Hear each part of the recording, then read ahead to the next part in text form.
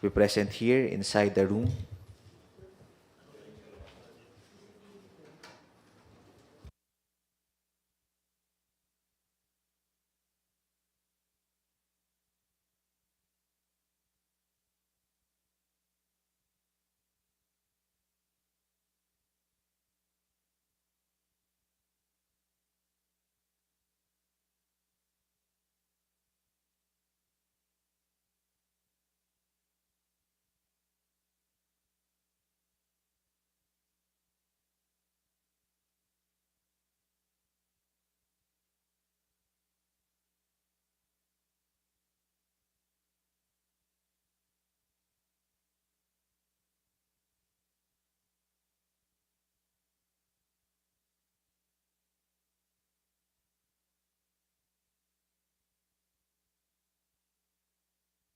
Good morning, sir.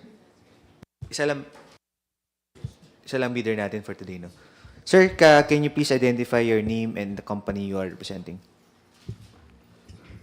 Good morning. I am Engineer Arnel Gortiza of Asmitel. Arnel Gortiza po, from Asmitel Incorporated. Okay. Asmitel, okay.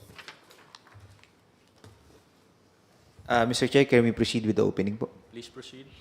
Sir, can you confirm if this is your bid submission? Yes, sir. Okay, sir.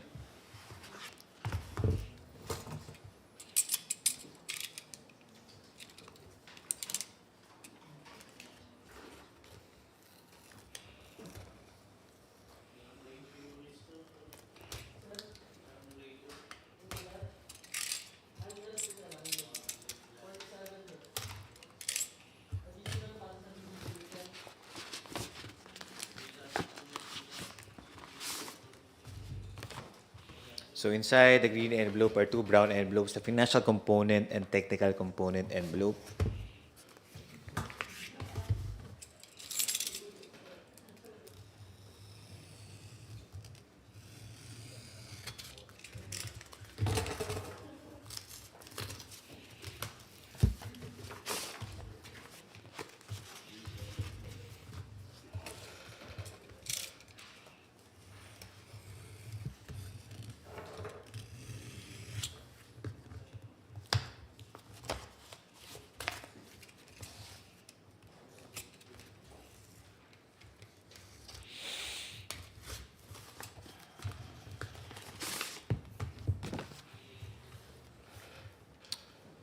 The legal and technical document envelope of Asmitel is signed on each and every page with tabbings and pagination.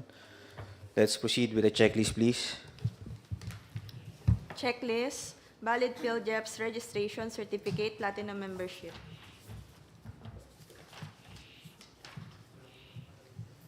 PhilJobs registration issued to Asmitel, valid until May 21, 2025. Showing to you page 1, 2, and 3. All submitted. Statement of the prospective bidder of all its ongoing government and private contracts, including contracts awarded but not yet started. Statement of all ongoing government and private contracts submitted. Statement of the bidder's SLCC.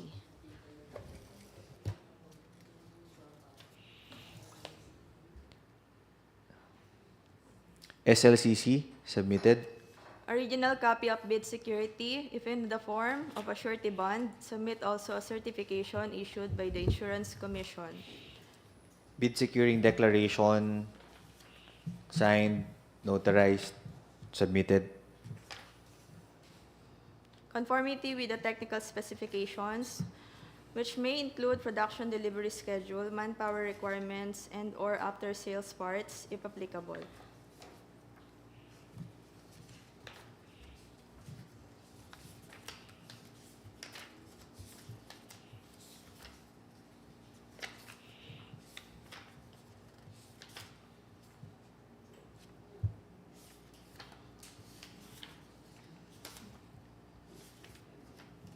Certificate of compliance with attachment submitted. Original duly signed omnibus sworn statement, and if applicable, original notarized secretary's certificate in case of a corporation, partnership, or cooperative. Omnibus sworn statement, signed, notarized. Secretary certificate, likewise, signed and notarized, both submitted. Certificate from manufacturer or principal as authorized distributor of the handheld radios offered. Original equipment manufacturer, distributorship certificate, issued by Hytera, submitted. Legal clearance to be issued by the CAAP Enforcement and Legal Service.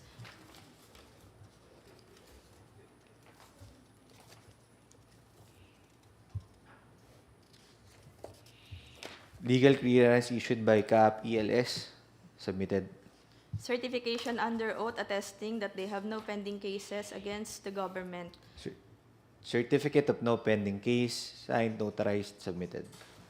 The supplier's audited financial statements showing, among others, the supplier's total and current asset and liabilities stamp received by the BIR.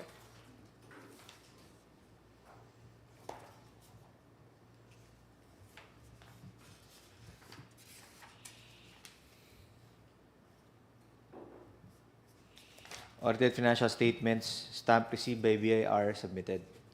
The prospective bidder's computation of NFCC or a committed line of credit from a universal or commercial bank in lieu of its NFCC computation. NFCC, submitted. If applicable, a duly signed joint venture agreement. Not applicable. Other documentary requirements, if applicable only, for foreign bidders claiming by reason of their country's extension of reciprocal rights to Filipinos, certificate from the relevant government office of their country stating that Filipinos are allowed to participate in government procurement activities for the same item or product. Not applicable. With that, the submission of ASMITEL with regard to their legal and technical documents is initially rated as passed. Moving on with their financial component.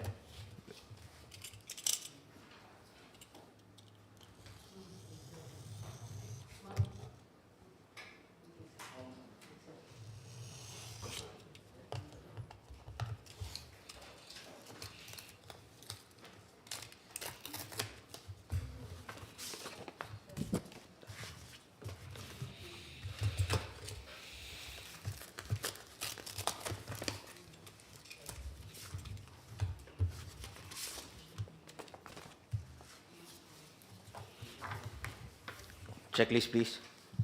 Checklist, original of duly signed and accomplished bid prices in the bill of quantities.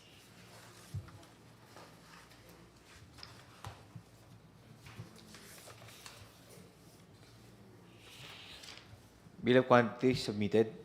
For goods offered from abroad. Not applicable. For goods offered from within the Philippines. Submitted. Original of duly signed and accomplished financial bid form. Financial bid form, signed, submitted, and the bid of AMITEL Incorporated is an amount of 1,151,500 pesos with no discount below the ABC.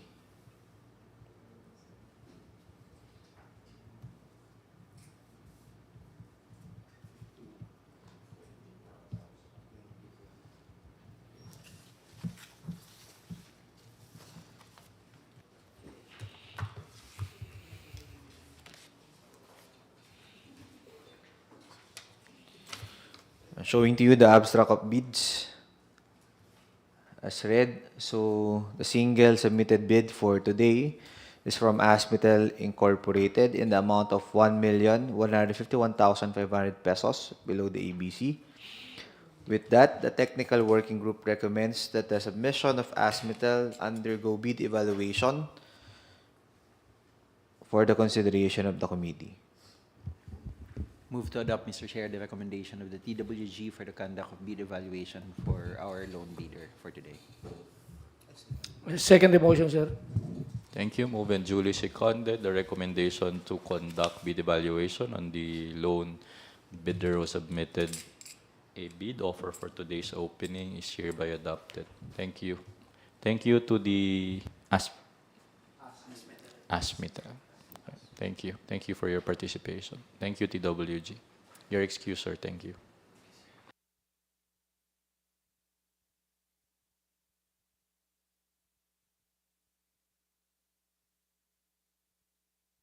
CSI, do we have existing?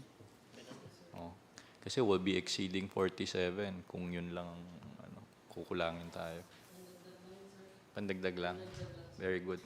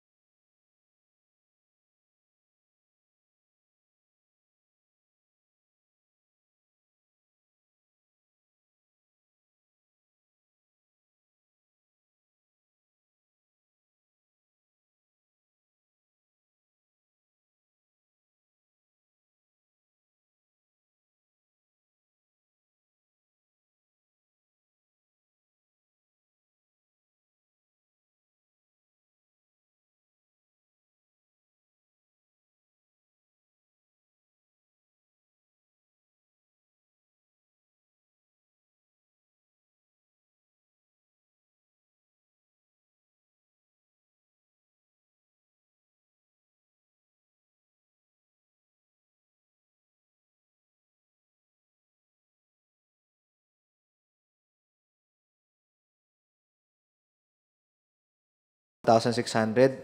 This is a direct contracting an ENS project. Can we invite the representative from Evercon Builders?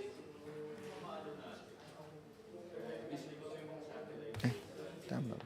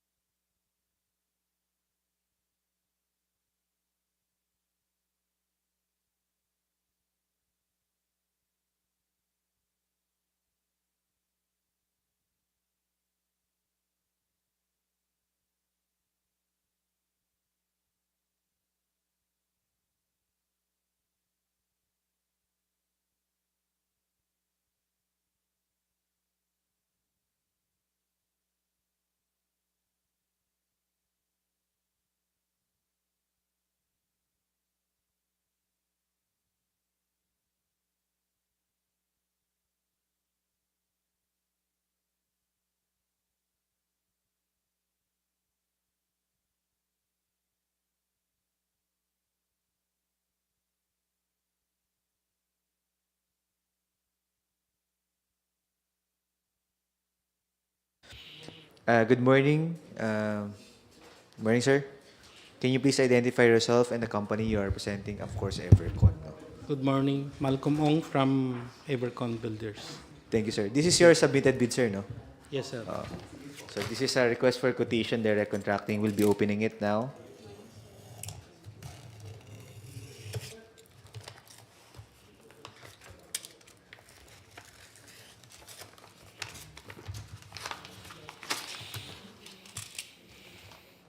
Okay.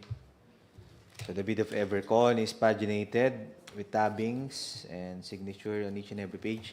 Checklist, please. Checklist, valid mayor's or business permit. Business permit from the City of Manila. Submitted. Valid PhilJEF certificate of registration. PhilJEP's registration valid until November 17 of this year. Pin 2 and 3 all submitted. Valid certificate of sole distributorship.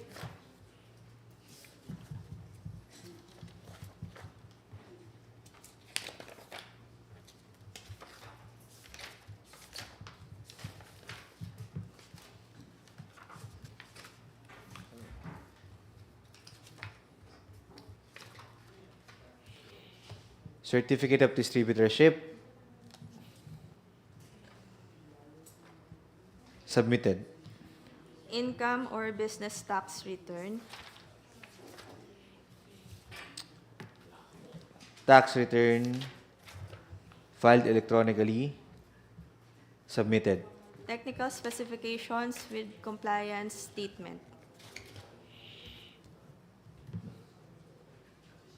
Technical specifications with compliance statement submitted. That's all, sir. So let's go directly to the financial requirements bid form. So I'll go directly with the bid form. Ito lang naman yung sa financial requirements natin. No? Yes, sir. So the bid of Evercon Builders is in the amount of 2,481,600 pesos, which is equal to the ABC.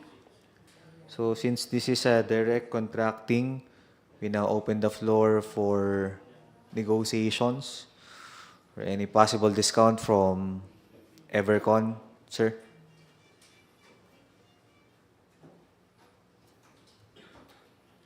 Actually, sir, matagal na yung price na yan since last year pa.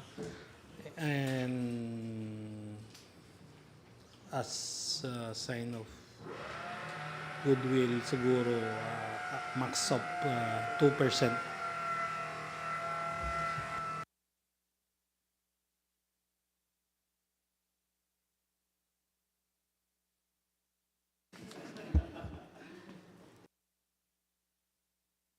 Ah, 2% max po.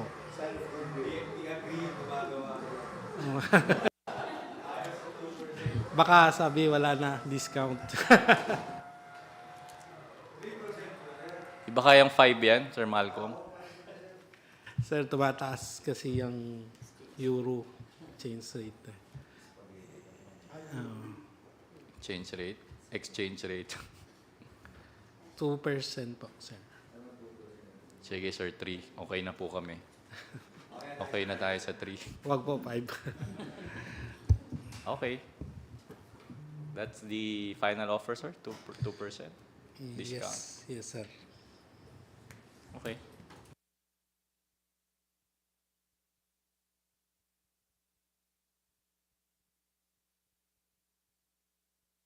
Submitted bid of Evercon Builders with 2% discount is 2,431,968. Confirm that, sir? Yes, sir. Okay, that's the submitted offer. With 2% discount. Ano ba yun? Ano magkano nga uli? Sabi ng 2.431000 na lang daw, sabi ni Vice Chair. Discount mo na, sir, yung 968 daw. 00 daw. So 2,430,000. Is that doable, sir? 1,968 more discount. 2,430,000. 2,429,888. Okay. Binabahan pa. Oh. So much better for us. 888. Ganun ba yun? Ghost month daw, ghost month. Ah, Thank you, Mr. Ong. Thank you for being generous. 2,429,888. 2,429,888, sorry. Yan. Okay. Okay.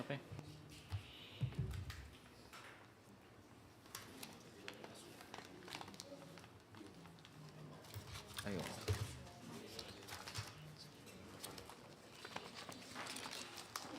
Sir, pwede pa sulat na lang dito sa...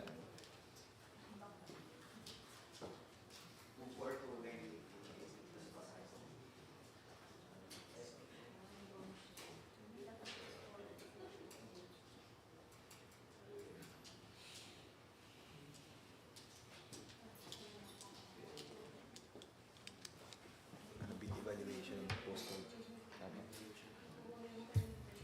Sir, with that, we'd like to recommend that the bid offer of Evercon Builders undergo bid evaluation for the consideration of the committee. Attorney Frank? Move to adopt, Mr. Chair, the recommendation for the conduct of bid evaluation, the proposal of Evercon Builders. Second the motion. Move and duly seconded the recommendation of the TWG with the discounted price as negotiated with the the bidder is hereby adopted. Thank you. We proceed with the next item. Yes, sir. Supposedly, we're going to open for the supply and delivery of spare parts for Indra, DVOR, DME for Manila CNS facility.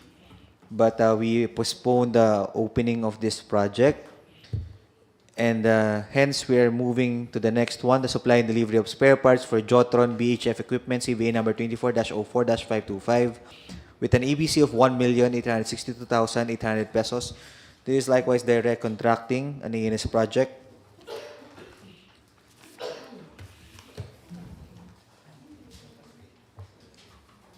We have Mr. Malcolm Ong again from Evercon Builders. Sir, can you confirm if this is your bid submission? Yes, Mr. Chairman.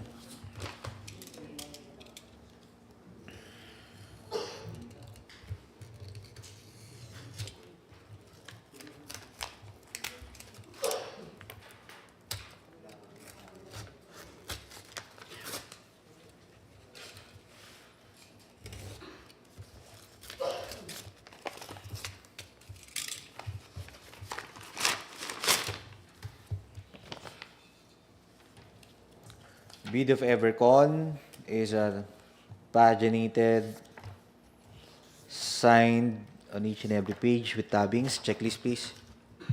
Checklist, valid mayor's or business permit. Submitted. Valid PhilJEP certificate of registration. PhilJEP's registration issued to Evercon Builders, valid until November 17, 2024. Page 1, 2, and 3. Submitted. Valid certificate of sole distributorship. Certificate of distributorship and after-sale support by Jotron, submitted. Income business tax return.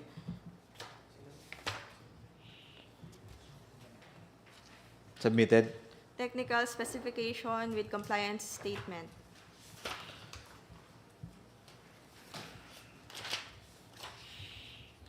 Statement of compliance with the technical specifications of the project, signed, submitted. Original of duly signed and accomplished financial bid form. Signed, submitted, and the bid of Evercon Builders is an amount of 1,862,800 pesos, equal to the ABC with no discount. We now open the floor for negotiations again, sir. Sir, marami ng 8 yan eh. Dagdagan pa natin, sir. So, mga 1,808,888.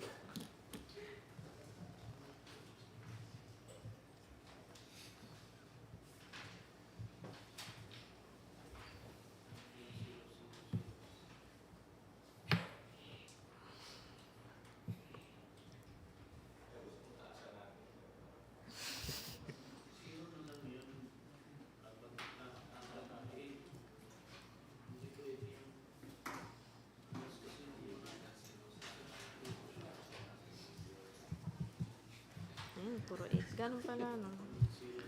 Less 2% po.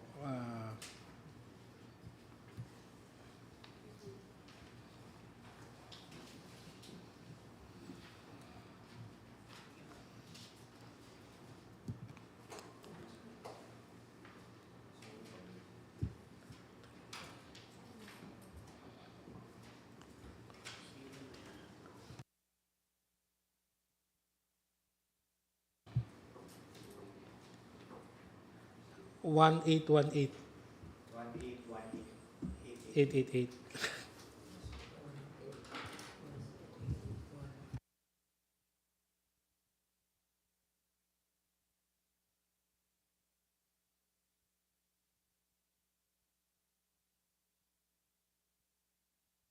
Mr. Chair, the discounted bid offer of Evercon Builders is in the amount of 1,818,888.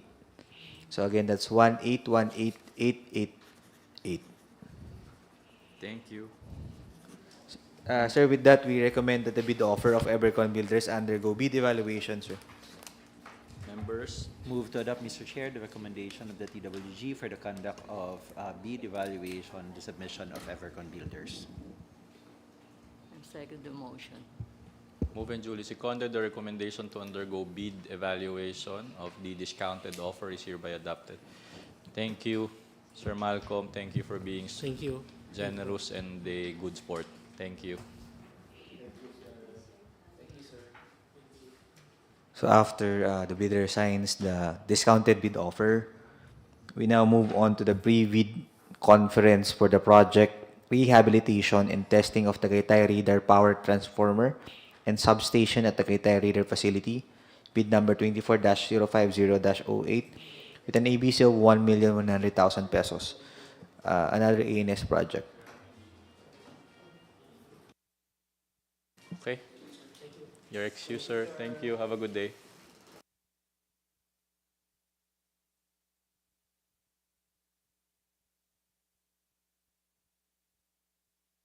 Let's call the same end user, ANS. Are there bidders present physically or all online? Opo. End user, please.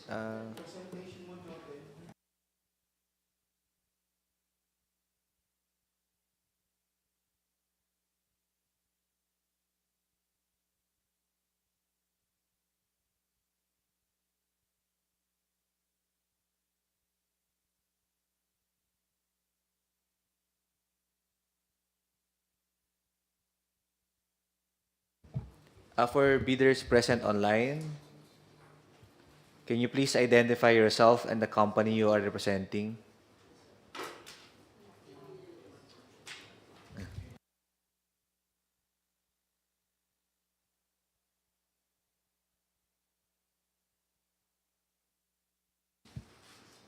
No audio. That was a while ago. Again, for bidders present online,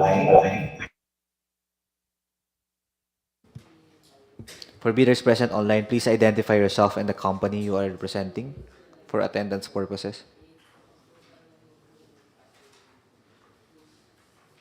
Mr. Nar Power, can you please identify yourself? Good morning. This is Greg Mark Pantas from NAR Power Systems Specialist Corp.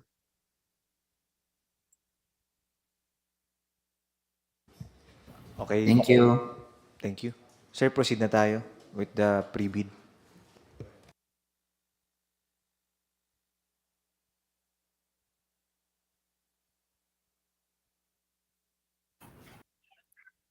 Good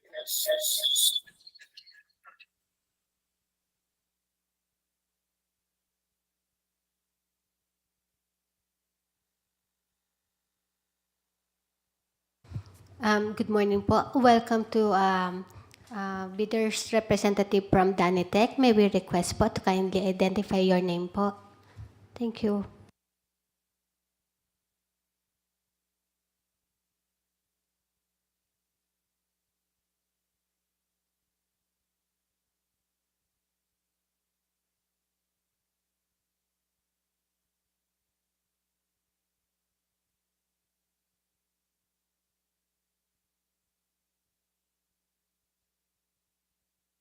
Identify yourself, ha?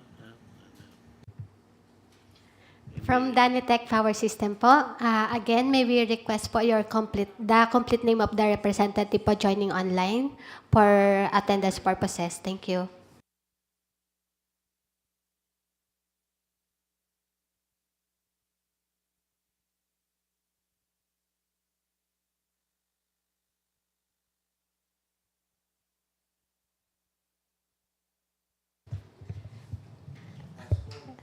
To the bidders representative po who have just joined online, we are requesting po to kindly identify yourselves po for record purposes. Thank you.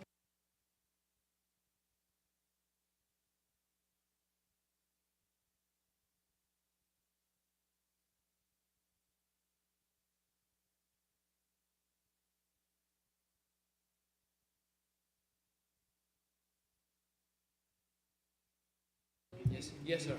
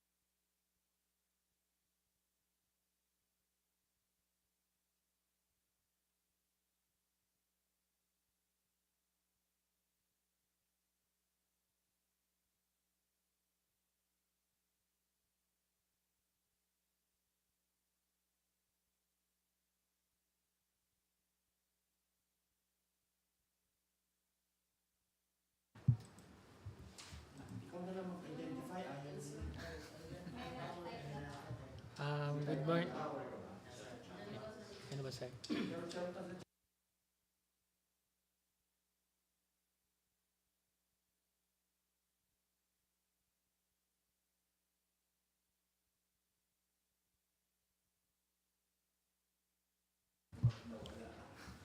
Good morning, sir. Good morning, everyone. I am Joben Tango from Air Navigation Service, the end user with Engineer Darwin Cardio.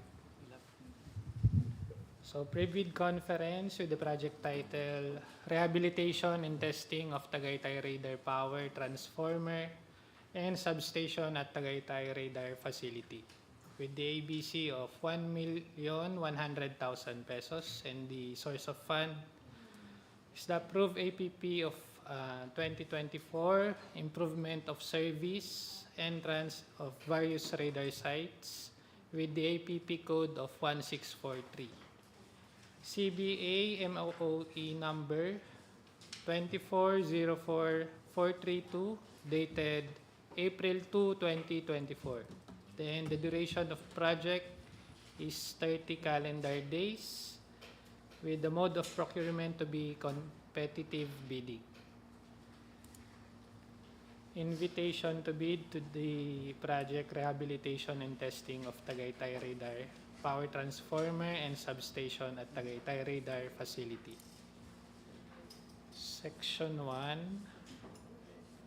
So the Civil Aviation Authority of the Philippines, through the CAAP Corporate Operating Budget for 2024, intends to apply the sum of 1,100,000 pesos, being the ABC to payments under the contract for the rehabilitation and testing of Tagaytay Radar Power Transformer and Substation at Tagaytay Radar Facility.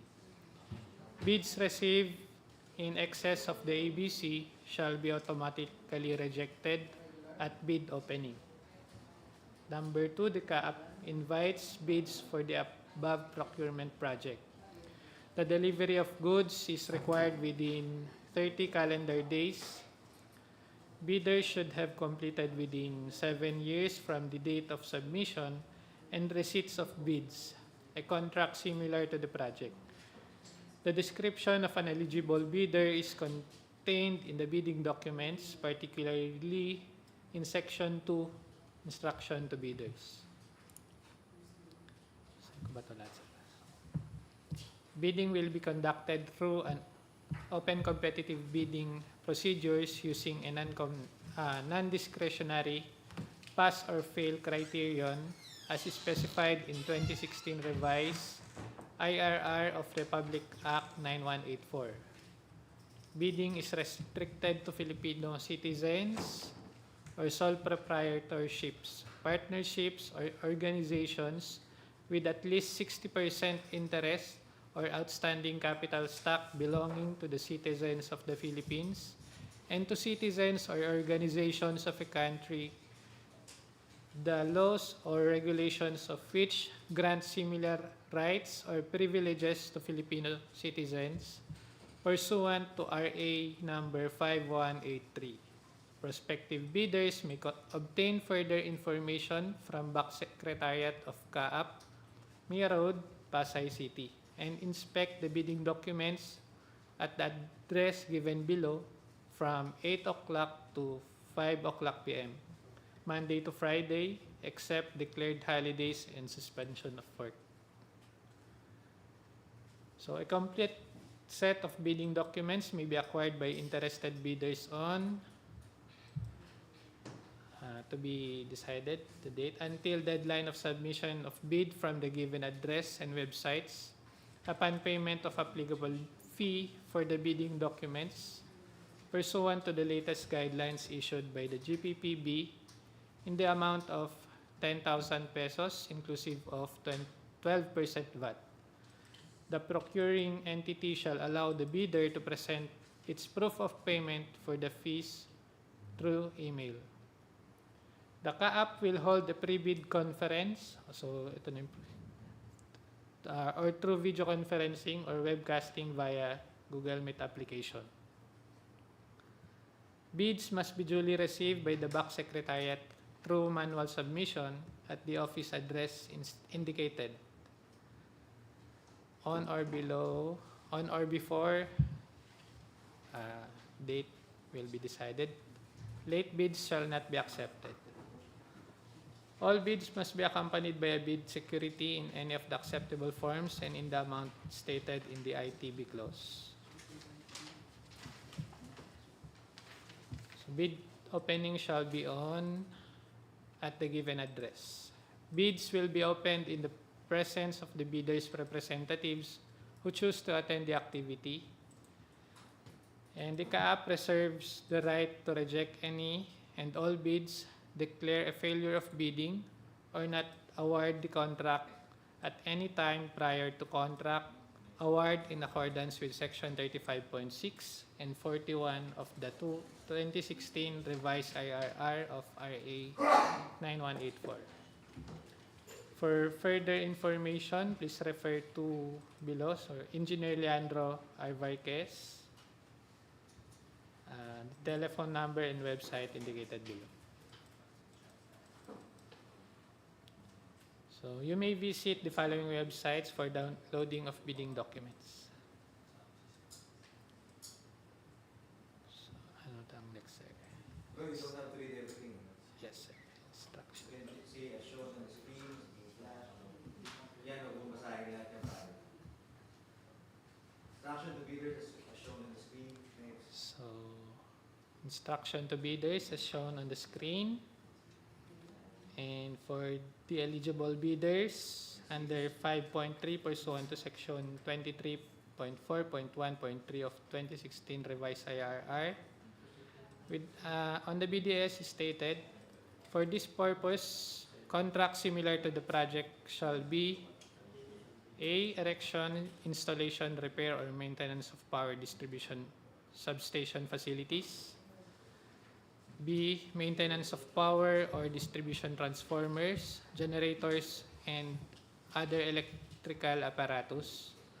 C. Manufacturing of low or medium voltage distribution transformers and other electrical apparatus. And D. Completed within 7 years prior to the deadline for the submission and receipt of bids. Under the subcontracts, the procuring entity has prescribed that subcontracting is not allowed, so no further instructions. On the clarification and amendment of bidding documents under the BDS, upon payment of the bid documents, bidders must provide their respective email addresses to the BAC Secretariat. All communications, including but not limited to notices, resolutions, and replies, among others, will be sent to the email address provided by the bidders. The date when such email was sent shall be considered the date of receipt of the bidders for the purpose of complying the requirements under RA 9184. So, next slide. Under 12, bid prices. The bid price of the goods shall be quoted DDP, CAAP, Mia Road, Pasay City, or the applicable international commercial terms or Incoterms for this project. And for bid security, 14.1, the bid security shall be in the form of bid securing declaration or any of the following forms amounting to not less than 22,000, which is equivalent to the 2% of ABC. If bid security is in cash, cashier's or manager's check, bank draft, or guarantee. The amount of not less than 55,000, which is equivalent to 5% of the ABC if bid security is in security bond. Surety bond, sorry. 15, sealing and marking of bids. Each page thereof shall be initialed by the duly authorized representative of the bidder and must be subsequently paginated in accurate order. So each bidder shall submit one copy of the first and second components of its bid. So as per CAAP memo dated September 17, 2018, disqualification of prospective bidders with pending case against the government in procurement activities of the CAAP, all prospective bidders shall be required to submit the following: a certification, legal clearance to be issued by the CAAP, and for the detailed evaluation and comparison of bids, so as shown on this slide, and no further instructions. So for post-qualification, for the purpose of post-qualification, the checklist is the latest income tax return for the year of 2023, filed 2023. 2024. So for the purpose of this bidding, prospective bidders shall submit their latest value-added tax returns. And for the proof of completion of the SLCC as identified in the statement of SLCC, which shall be a verifiable copy of the contract, purchase order, or framework agreement, corresponding sales invoice, official receipt, and certificate of completion or acceptance.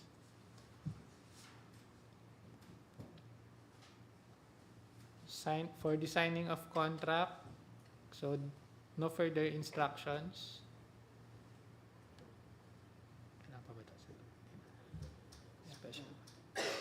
Special conditions of contract. So, as shown on this slide,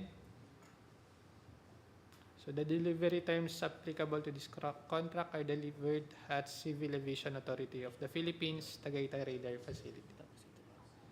For the purpose of this clause, the procuring entity's representative at the project site is Mr. Ricardo M. Sison, ANS Facility in Charge, Tagaytay Radar Facility.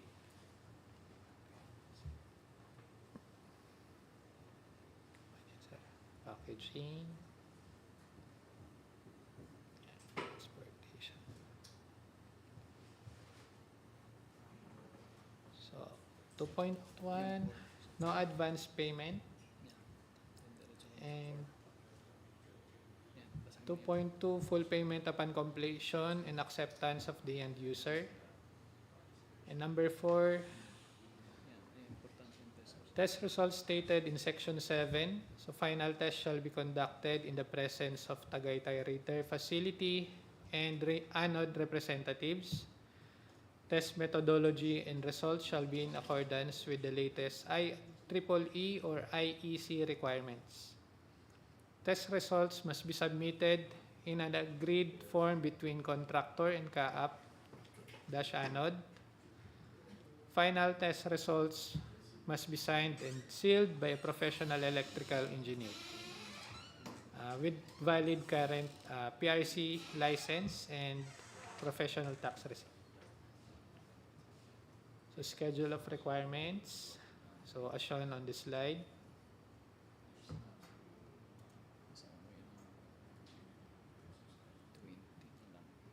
So as a safety requirement, PPE is Uniform Safety Officer, MOWP, SMS, and DOLE safety requirements. For 21, PM diagnostic testing, dissolved gas analysis for transformer oil, insulation resistance test, winding resistance test, transformer turns ratio test, polarization index, high potential test, insulation and contact test, grounding resistance test. And for the technical specifications, so same. Ayun na. Mas na yun, sir. Wala. So, wala na yun, sir.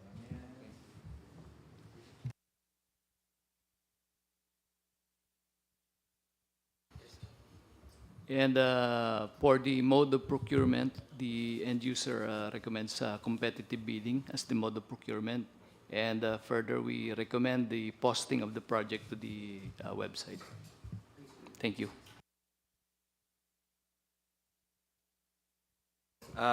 We now open the floor for our prospective bidders for questions.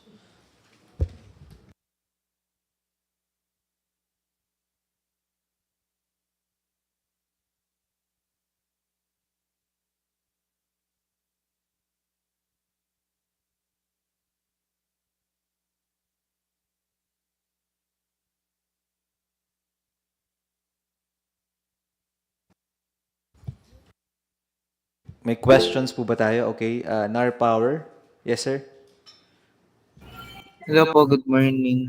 Question, dun sa technical documents under letter G, paano po kami makakapag-secure nun? Yung legal clearance to be issued by the CAAP? You just have to come here po, ask for the ELS office, that's Enforcement and Legal Service Office. So you just have to fill out a form and it will be processed for free ng 3 to 5 working days po. Okay po. Tapos yung sa site inspection po, sino po yung pwedeng kontakin doon?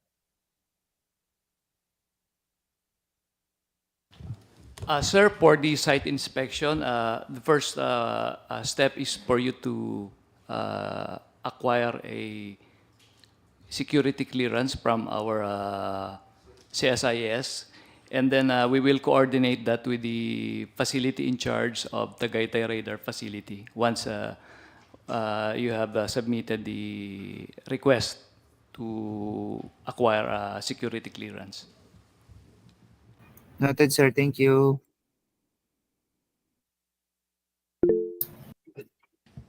Yes po, Miss Justine from EPSP. Hello, sir. Regarding sa mga materials na gagamitin, may required brand po ba tayo?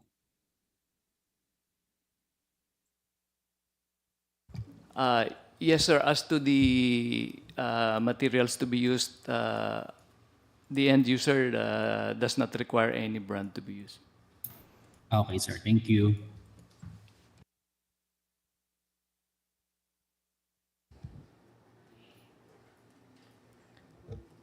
Any more questions po? Going once, twice. Okay. If there are no more questions, you may still direct your queries and points for clarifications to the BAC Secretariat. It's 10 days before opening. So, we'd like to thank the participation of our prospective bidders. Kung wala na po, you are now excused.